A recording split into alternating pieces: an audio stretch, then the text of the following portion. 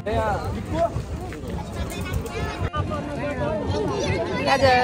खाएंगे।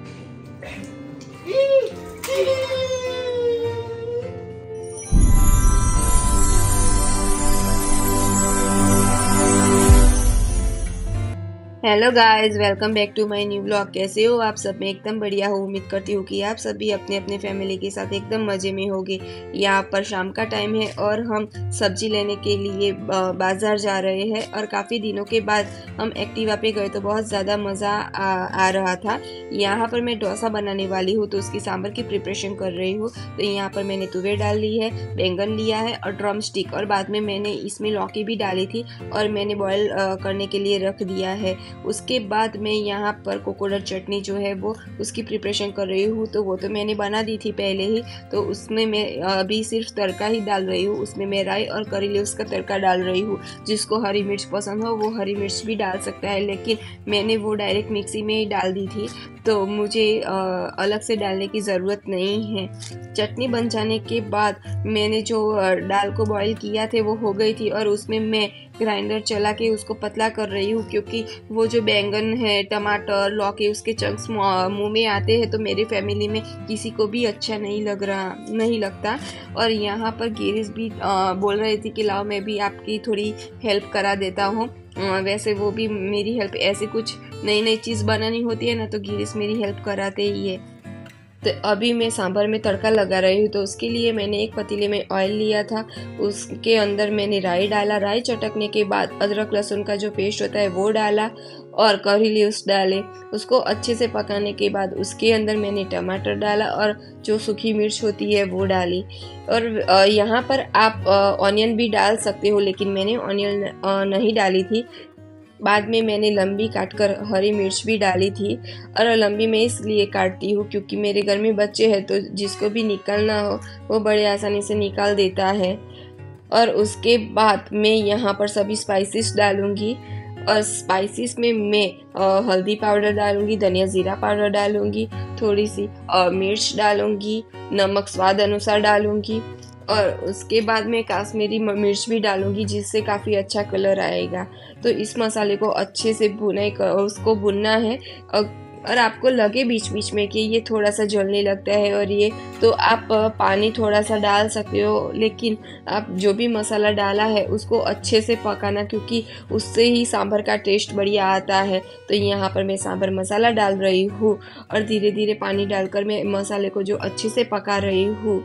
और उसके बाद मैंने यहाँ पर आमचूर पाउडर डाला और लास्ट में मैंने जो दाल बॉईल की हुई थी ना वो डाली थी।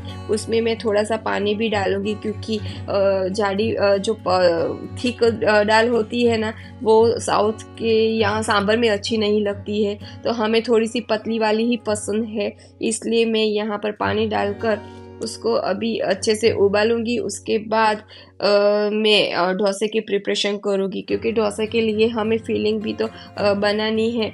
तो उसमें मैं यहाँ पे दाल पकती रहेगी और दूसरी तरफ मैं दूसरी कढ़ाई चढ़ा देती हूँ। तो यहाँ पर पैन में मैंने ऑयल डाला है, उसमें राई डाली है। राई चटकने के बाद यहाँ पर मैंने करी लीव्स डाले हैं और यहाँ पर मैंने ऑनियन डाली है। और ऑनियन अच्छे से पकने के बाद उसके अंदर मैं आलू डालूंगी। आप चाहो तो यहाँ पर ऑनियन डालने से पहले चना दाल भी डाल सकते हो, उससे काफ़ी अच्छा टेस्ट आता है, लेकिन मेरे घर में थोड़ा सा कम पसंद किया जाता है इसलिए मैं नहीं डालती हूँ। तो यहाँ पर ऑनियन डालने के बाद मैं उसको अच्छे से पकाऊंगी और गार्लिक को मैं काट कर डाल रही हूँ। ये मेरा थोड़ा सा नया एक्सपेरिमेंट था, क्योंकि मैं ज़्यादातर जब तड़का लगाना होता है ना, जब दाल फ्राई या दाल तड़का बनाना होता है तो उसमें ही ऐसे मैं काट कर डालती हूँ। बाद भी वैसे तो मैं उसको कूट कर ही डालती हूँ, लेकिन ये पहली बार मैं काट कर डाल रही थी। देखते हैं टेस्ट कैसा लगता है इसमें। तो ऑनियन पकने के बाद मैं इसमें जो आलू मैंने बॉईल किए हुए थे सबसे पहले, तो उसको मैं हाथ से तोड़कर डालूंगी। उसको हमें काटना, और ये नहीं रफली हमें है ना वैसे आलू दबा कर ही इसमें डाल देना है, क्योंकि लास्ट में तो हमें सब कुछ मिक्स ही करना है, तो उससे काफ़ी अच्छा रहेगा। और थोड़े थोड़े से आलू के चंक्स भी मुंह में आएंगे ना खाते टाइम, तो वो भी काफ़ी अच्छे लगेंगे। आलू को हाथ से तोड़ने के बाद उसके अंदर हम सभी स्पाइसेस डालेंगे और उसमें भी हम रूटीन के ही मसाले डालेंगे, जैसे कि हल्दी पाउडर है, धनिया ज़ीरा पाउडर है, मिर्च पाउडर है, आमचूर पाउडर है और ये सभी डालकर इसमें मैं थोड़ा सा सांभर मसाला भी डालूँगी, जिससे इसका टेस्ट भी बहुत ज़्यादा अच्छा आएगा। तो ये सब डालकर मैं अच्छे से हिलाकर सभी को मिक्स करूँगी और अच्छे से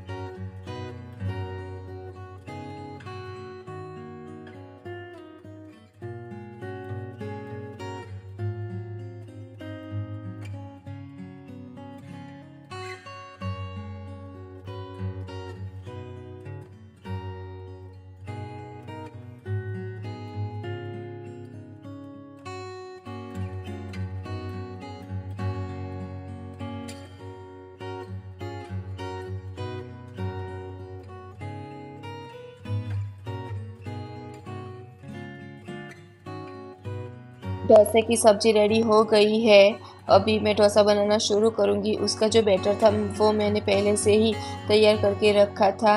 अगले दिन रात को मैंने है ना उड़द दाल और चावल दोनों भिगो कर रखे थे और सुबह मैंने दोनों मिक्सर में डालकर उसको क्रश कर लिया था और अच्छा बैटर बनाने के बाद उसमें मैंने थोड़ी सी छाछ डाली थी और पूरा दिन रखने के बाद मैंने अभी जब डोसा बनाना था तभी मैंने उसको निकाला है। उसमें मैंने सिर्फ नमक ही डाला है और थोड़ा सा पतला कर यहाँ पर मैं डोसा बनाना शुरू कर दिया है।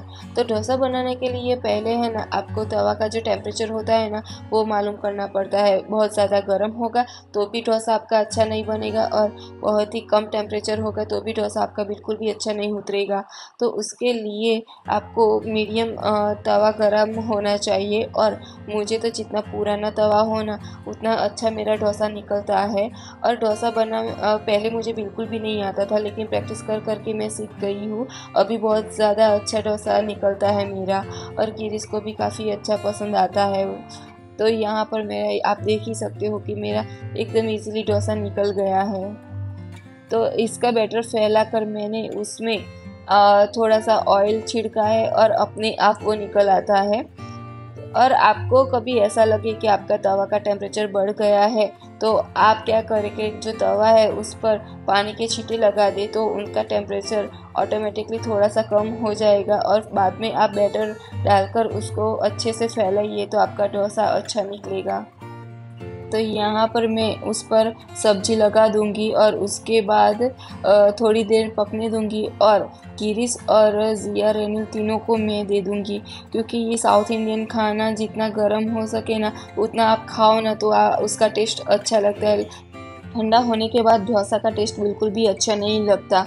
तो उस वजह से मैंने उन तीनों को खाने के लिए बैठा दिया है और मैं लास्ट में खा लूँगी। मेरे दोनों बच्चों को डोसा बहुत ज़्यादा पसंद है। गिरीश को भी साउथ इंडियन खाना काफ़ी अच्छा लगता है। मैं कभी और मेरे दोनों बच्चों को तो पेपर डोसा भी दो ना वो भी बड़े चाव से खाते हैं। तो कभी कभार मैं सुबह सुबह ब्रेकफास्ट में उनको जो रेडीमेड वाला पैकेट आता है ना तो मैं बैटर तो नहीं बनाती, लेकिन रेडीमेड वाला जो बैटर होता है ना उससे मैं उनको पेपर डोसा और ये सब बना कर खिला देती हूँ।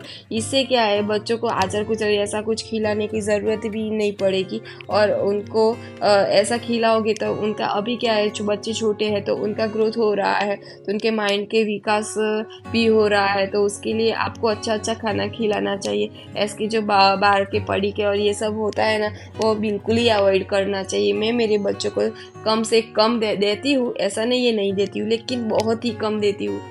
मैं मेरे दोनों बच्चों के लिए बिल्कुल भी लापरवाही नहीं बरतती हूँ और मैं सुबह सुबह उनके लिए कुछ ना कुछ तो मैं नाश्ते में ब्रेकफास्ट में बना ही देती हूँ और ऐसा ही कुछ बनाती हूँ जिससे उसका माइंड का ग्रोथ होता है। उनके ग्रोथ में क्योंकि अभी वो कुछ ना कुछ नया सीखते रहते हैं। वो बड़े हो गए तो कुछ ना कुछ तो बाहर जाकर खा ही लेंगे, उसमें क्या है वो खाने ही वाले हैं। नहीं, ऐसा नहीं है कि वो बाहर का नहीं खाने वाले हैं, लेकिन अभी उनको वो सब खाने की ज़रूरत है नहीं और अभी उनका ग्रोथ हो रहा है तो उस हिसाब से उनको खाना देना चाहिए। तो मैं वैसा ही ट्राई करती हूँ उनको खिलाने में। और कभी कभार होता है ना हम मेरा पैर में भी थोड़ा प्रॉब्लम है, तो कभी कभार होता है कि मैं नहीं बना पाती हूँ, लेकिन मैंने कृष्णा को सब कुछ सिखा दिया है, तो वो जब आती है तब वो बनाकर खिला देती है। तो वो भी काफ़ी अच्छी बात है मेरे लिए कि मुझे वो मिली है, क्योंकि वो उससे मुझे काफ़ी सारी हेल्प मिल जाती है। आज तो काफ़ी सारी बातें हो गई और उसी बीच मेरे डोसे भी बन गए। तो कैसा लगा? बढ़िया बढ़िया लगा। अच्छा लगा?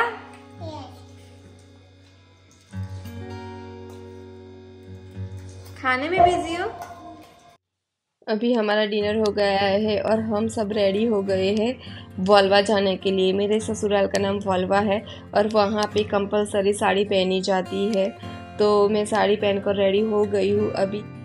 अभी हम वॉल्वा में पहुँच गए हैं और मेरा जो गांव है ना, उसमें 2 होलिका लगाई जाती है। ऐसे आप देख सकते हो यहाँ पे, एक होलिका दहन नहीं होता, 2 होता है। उसके पीछे कुछ रीजंस भी है, लेकिन मुझे वो मालूम नहीं है। कभी मैं पता लगा कर कभी आपको बताऊंगी। और ये जो है वो मेरी सिस्टर है, जिसकी शादी मेरे ही गांव में हुई है। और ये है नेक्स्ट डे, और नेक्स्ट डे यहाँ पे जिया, रेनिल और उसके पापा धुलेटी खेल रहे थे। आपके यहाँ धुलेटी ही बोला जाता है कि होली ही बोला जाता है, वो मुझे बताइएगा।